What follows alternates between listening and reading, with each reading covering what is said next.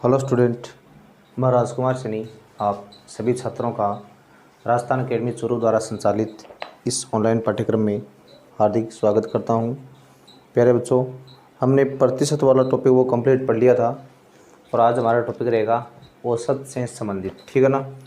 तो सबसे पहले आप इसमें लिख लो औसत की परिभाषा। औसत क्या होता है? राशियों का योग बटे राशियों की संख्या, यानी आप क्या करेंगे, राशियों का योग बटे राशियों की संख्या काम लेंगे। ये फॉर्मूला हो गया हमारे पास, ठीक है ना। इसके अलावा इसमें आपको और क्या करना है। अब देखो, यदि संख्याएं x1 x2 x3 xn हो तो औसत आपके पास क्या आएगा, यहाँ पर x1 plus x2 plus x3 डेस डेस xn बटे में n आ जाएगा। अब देखो, ये फॉर्मूले आपको इस तरह से ध्यान में रखने हैं। इनके अलावा देखो, आप कुछ और बातें देखो इसमें जान लें। जैसे आपको याद रखना है कि प्रथम n प्राकृत संख्या का औसत क्या होता है। प्रथम n प्राकृत संख्या जो होती है इनका औसत आपका होता है, तो ध्यान में रखना आपको, n प्लस 1/2 होता है। और क्रमागत संख्या का औसत क्या होता है? क्रमागत संख्याओं का औसत जो आपको याद रखना है, प्रथम संख्या प्लस अंतिम संख्या बटे 2। ये इस तरह से आप इसमें काम ले सकते हो, ठीक है। ये इसके मेन क्या हो गए, आपके फॉर्मूले हो गए। इसके अलावा देखो, कुछ और भी देखो फॉर्मूले आप इसमें देख सकते हैं। जैसे आपके पास आता है अगला, यानी 1 से n तक की सम संख्याओं का औसत। 1 से n तक की सम संख्याओं का औसत, सम संख्याओं का औसत जो मेरे पास क्या आएगा, n प्लस 2/2 आ जाएगा, ठीक है। और एक आपको याद रखना है, 1 से n तक की विषम संख्याओं का औसत। विषम संख्याओं का औसत आपका आएगा, औसत बराबर हो गया आपका n प्लस 1/2। अब देखो, इसके अलावा आपको याद रखना है, प्रथम n सम संख्याओं का औसत। प्रथम n सम संख्याओं का औसत, सम संख्याओं का औसत जो आपको याद रखना है n प्लस 1 हो जाएगा। इसके अलावा देखो, प्रथम n विषम संख्याओं का औसत देख लो। प्रथम n विषम संख्याओं का औसत,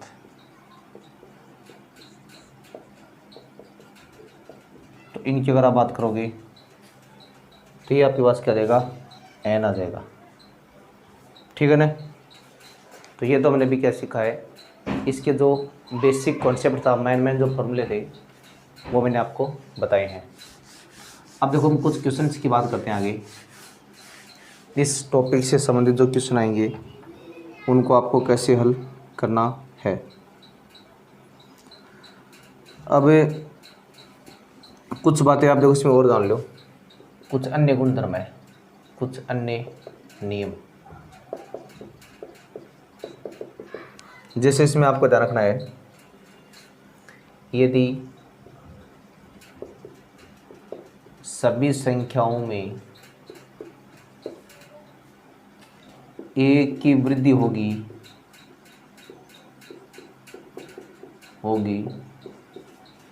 तो औसत में भी क्या होगी, औसत में भी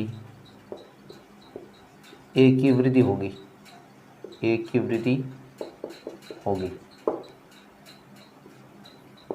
दूसरा याद रखना आपको, यदि सभी संख्याओं में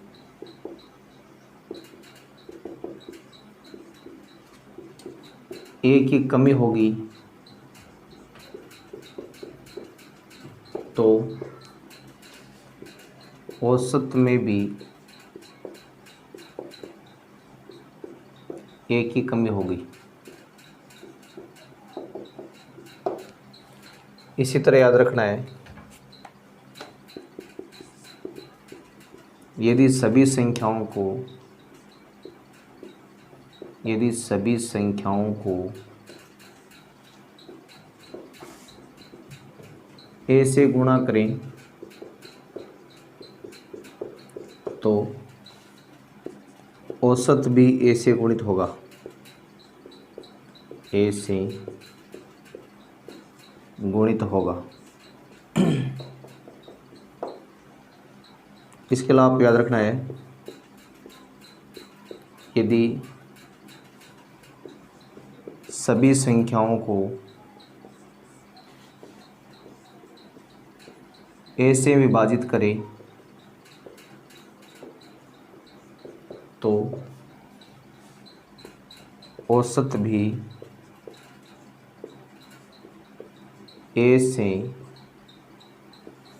विभाजित होगा। ये कुछ बेसिक महत्वपूर्ण कॉन्सेप्ट है जो आपको ध्यान में रखने हैं, ठीक है ना। अब देखो हम जो क्वेश्चन आंसर है वो कर रहे हैं। देखिए क्वेश्चन आंसर कैसे करेंगे। जैसे मान लो हम कोई उदाहरण लेते हैं, एक बार पहला मेरे पास आ रहा है, यानी आपसे पूछ लिया कि 5, 3, 7, 2, 1, 8, 9 का औसत क्या हो।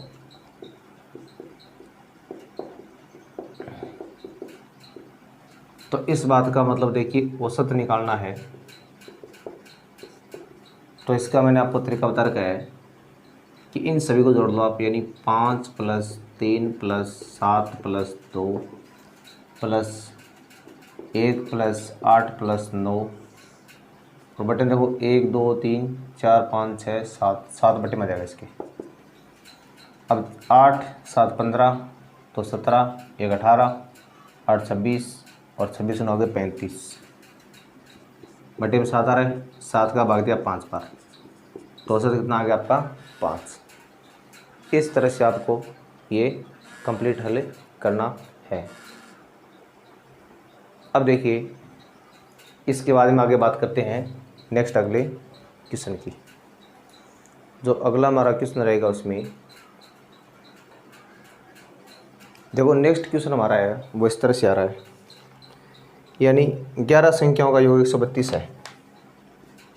11 संख्याओं का योग 132 है, तो इनका मध्यमान क्या होगा। तो इनका मध्यमान मान लो या औसत मान लो। औसत क्या होगा ये आपसे पूछा है। तो देखिए इसमें आपको सीधा निकालना है, मध्यमान या औसत का मतलब हो जाएगा आपका, यानी सिग्मा x बटा n, मतलब इनमें जिन योग है, योग में आप 11 का पा लगा देंगे सीधा, 11 × 11 और उसके बाद में 11 दूनी 22, तो आपका उत्तर कितना आ गया 12 आ गया है। इसी तरह आप कुछ और प्रश्न देखिए आगे। जैसे मान लो हमारे पास एक प्रश्न आ रहा है यानी 7 संख्याएं हैं और वो इस प्रकार से हैं। तो 7 संख्याएं दी गई आपको, ये 7 संख्याएं 5, 23, 18, 21, 3 अक्ष 35, 18 है तथा औसत 21 है मेरे पास। तो अक्ष का मान कुछ है, अक्ष का मान है। ऑप्शन में ए में आ रहा है 9, बी में आ रहा 7, सी में आ रहा 8 और डी में आ रहा 5। अब देखो औसत मेरे पास कितना 21 है ना। औसत का फॉर्मूला मतलब इनका योग बटे इनकी संख्या आएगी। तो यहाँ तो लिखना आपको 21, इधर देखो आप इन सबका योग करो। 5 + 23 + 18 + 21 + 3 अक्ष + 35 + 18, ये सारे 7 है ना, तो बटे में आएगा 7। तब 21 बराबर क्या आएगा, देखो 3 अक्ष तो आ रहा है आपका सेम, प्लस बाकी इन सबको जोड़ लो। आप देखो 5 और 8 13, 13 एक 14, 22, 25, 5 30, असल 3 आ रही है। 3 एक 4, 3 7 और 7 और 2 9 और 1 10, 2 12, 120 बटे में 7 आ रहा है। अब इनको वज्र गुणा कर दो। तो देखो जैसे वज्र गुणा कराओगे तो ये 3 अक्ष + 120 आ रहा है, उधर है 21 × 7, तो 3 अक्ष + 120 बराबर आ गया 7 एकम 7, 7 दूनी 14। अब 120 को उधर भेज दो, 147 - 120, तो ये आ रहा मेरे पास 27, अक्ष आएगा 27/3, अक्ष आ गया 9। ठीक है ना। तो इस तरह से आपको इसमें क्या प्राप्त करना था, जो अक्ष था उसका आपको मान प्राप्त करना था। एक प्रश्न चलो आप इसमें और देख लो भी आगे। जैसे मान लो हमारे पास प्रश्न आ रहा है, प्रश्न आ गया मान लो 5, प्रथम 5 प्राकृत संख्याओं का औसत।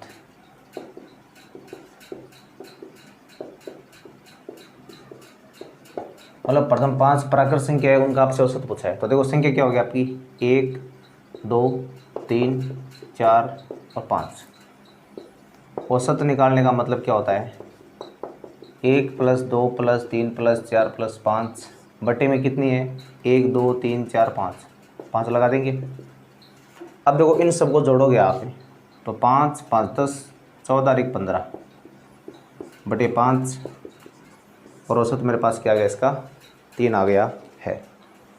तो इस तरह से आप ये जो संख्या होती है, यानी मैंने आपको आज एवरेज यानी औसत के बारे में आपको मैंने बेसिक बातें सिखाई है। तो ये फॉर्मूले वगैरह आपको सारे लर्न करने हैं। इनके अलावा आपको जो कुछ क्वेश्चंस हैं उनकी मैंने आपको स्टडी करवाई है। अब जो बाकी क्वेश्चन बचे हैं उन सब की बात हम नेक्स्ट वीडियो में, यानी जो अब आपका अगला वीडियो है उसमें बात करेंगे। तब तक आप इनको अच्छी तरह से रिवाइज़ कर लेना, इनको समझ लेना। तो आज के लिए बस इतना ही, और मिलते हैं नेक्स्ट वीडियो में। तब तक के लिए आपको नमस्कार, धन्यवाद।